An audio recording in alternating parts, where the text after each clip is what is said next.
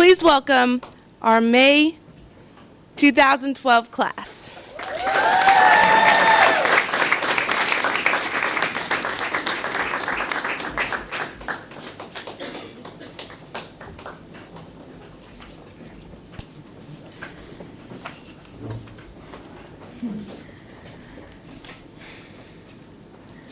Up next, we have Dr. Thomas Heston. Dr. Thomas Heston has ABMS certification in nuclear medicine, nuclear cardiology, and family practice. He is the medical director of nuclear medicine and nuclear cardiology at Family Care Network in Bellingham, Washington. Dr. Heston was awarded the Best Essay Award for Scientific Paper Preparation and Presentation at the 31st Annual Meeting of the American College of Nuclear Physicians in 2005. In recognition for his contributions to nuclear medicine, Dr. Heston received fellowship awards from the American Society of Nuclear Cardiology and the American College of Nuclear Medicine. He has also been awarded fellow status by the American Board of Family Medicine for his contributions. In 2008, he completed his PhD in Behavioral Sciences and Biostatistics from the University of Berkeley. He has been a visiting faculty for Behavioral Sciences and doctoring courses at IAU since 2006. He also serves as a voting member of the admissions. We would now like to welcome Dr. Heston for White Coat Ceremony remarks. Okay. Thank you. Hello, everyone, distinguished guests. Tonight we are here to celebrate the transition of our new medical students from pre-med to medical school. They are now on the path to becoming physicians, and with this comes specific moral and ethical responsibilities that all physicians must follow. In recognition of the moral foundation of medicine, in a few minutes we'll take the Hippocratic Oath. Hippocrates was a Greek physician born in the 5th century BC. He is widely known as the father of medicine because of the great advances he made both to the science and to the ethical practice of medicine. He was the first to separate medicine from mythology and religion. He was the first physician to believe that disease was a result of natural causes and not a supernatural punishment from the gods. He taught his students for the first time ever to focus on taking a thorough history and physical before deciding on a course of treatment.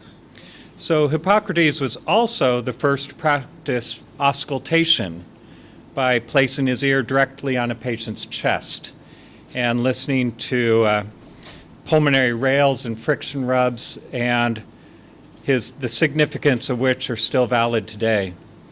He also was the first to perform endoscopy in the form of a rectal speculum.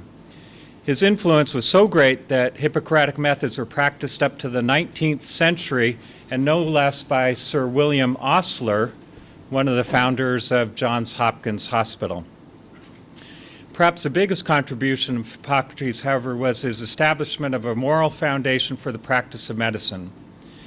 The original Hippocratic Oath begins with the invocation, "I swear by Apollo the physician, and by Asclepius, and by Hygeia and Panacea." But why did Hippocrates choose to begin his oath in this manner, and just who are these people? Well, Apollo was a Greek god of medicine, the son of Zeus, and although Apollo was a physician healer, he also used his knowledge to bring about ill health and the plague in war. Apollo's son, Asclepius, represented the healing aspect of the medical arts, and Hippocrates was a descendant and follower of Asclepius. During his time, non-venomous snakes were often used in healing rituals, and this is the origin of the rod of Asclepius, the snake-entwined staff, which remains a symbol of medicine today. Hygeia was the daughter of Asclepius, as was Panacea. From her name we get the word hygiene, and she was associated with the prevention of sickness, a continuation of good health, and social welfare. Panacea was the goddess of the universal remedy, It was said that she carried around with her a potion that could cure the sick, and this brought about the term panacea, a remedy for all disease or ills. Although we no longer recite this particular version of the Hippocratic Oath, it is instructive to understand its original roots. Apollo had the power to heal, and he was the origin of medical knowledge. But he also had the power to destroy, and he used both. Asclepius, a descendant from Apollo, but represented strictly the power to heal. Hippocrates chose to include Hygeia in his oath because he understood the fundamental principles of disease prevention. His inclusion of panacea perhaps could represent the medical principle that while physicians cannot always heal, they can always provide comfort. Although not a panacea, this compassion and comfort is given to all patients. The Hippocratic Oath at the time represented a revolution in medicine. It was given to all of his students. For the first time, physicians swore to treat all patients, regardless of background, social status, or ability to pay. Physicians were to uphold patient privacy and to practice within their area of expertise. They pledged first, do no harm. They made an oath to respect education and to pass on their knowledge to others. And finally, the oath recognizes that medicine is not only a science but also an art. The anthropologist Margaret Mead summarized this revolution brought about by Hippocrates this way, quote, "For the first time, there is a complete separation between killing and curing. For the first time. Throughout the primitive world, the doctor and the sorcerer tended to be the same person. He with the power to kill also had the power to cure.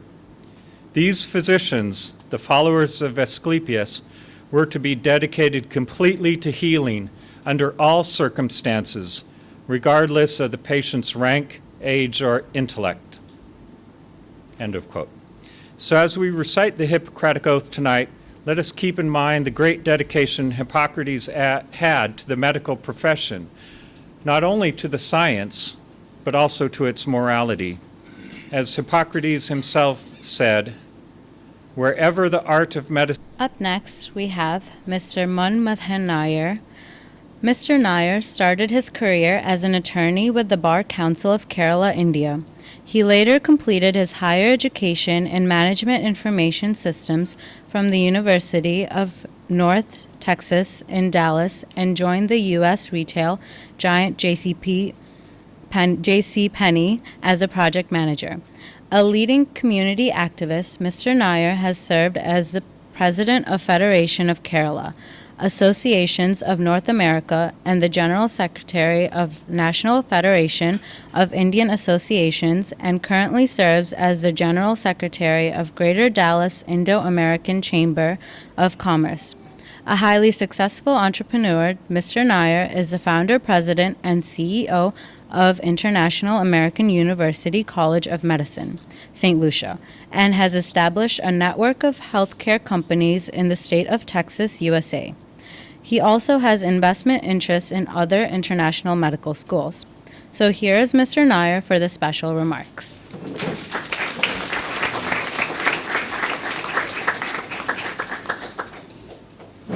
First of all, let me express my immense pleasure and extreme happiness being part of this occasion. I have participated in some of the white coat ceremonies in the past, but most of the time I will be traveling and won't get a chance. But today I'm extremely lucky to be here. Every white coat ceremony is a different experience.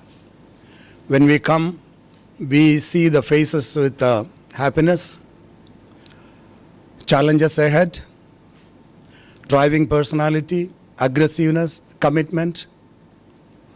And I hope this continues after the mini exams which is ahead of you. But let me express my congratulations to all of you for choosing the noblest profession in the world, as Tony said. The nobility do not come by the amount of the money you're going to make, but the amount of the quality and quantity of the service you're going to provide to your own patients, to the service you're going to provide to the community. So don't forget that. Second, I would like to congratulate you for choosing IAU as the institution for accomplishing or for reaching your goal. I am pretty sure you might have applied to different universities. Of course, I have to thank my counseling team for convincing you to be here. But that is history. Now we have to worry about what we have to do to make your goal coming a reality. I agree it is a noble profession, but my responsibility as a president, what else I can do to encourage you, to complement your efforts to accomplish this goal safely, comfortably, and with excellent colors. You may wonder, what is my responsibility? All these people come and teach and make you work hard, give you exams which are extremely difficult, otherwise I will get on their back. So what is the responsibility of the president? My primary responsibility is towards you, the students. I need to provide you with efficient teaching faculty who are good in everything what you need. I need to provide you with an excellent well-trained administration to support the faculty in what they do. If the administration is not there to support them, they won't be able to perform before you with their best potentials. Again, I have an obligation to all the students to provide you with the right and adequate resources to excel your potentials, to perform very well, sharpen up your skills, and perform extremely good in the examinations. Those resources could be the labs, the library, and an academic environment with the challenging potentials to improve your skills. All these come under my responsibility. So today, I am extending that confidence that you will absolutely, perfectly utilize all these opportunities and resources before you and come out as successful students, complete basic science, move on to United States for your clinical training in US and complete USMLE step 1, step 2, and still move further on to residencies. If you don't use any of these, I think the loss is yours, but make sure you don't abuse any of our faculty and the resources which you are given. Now, I need to give you a couple of things what is coming up in the next semester before the end of the next semester.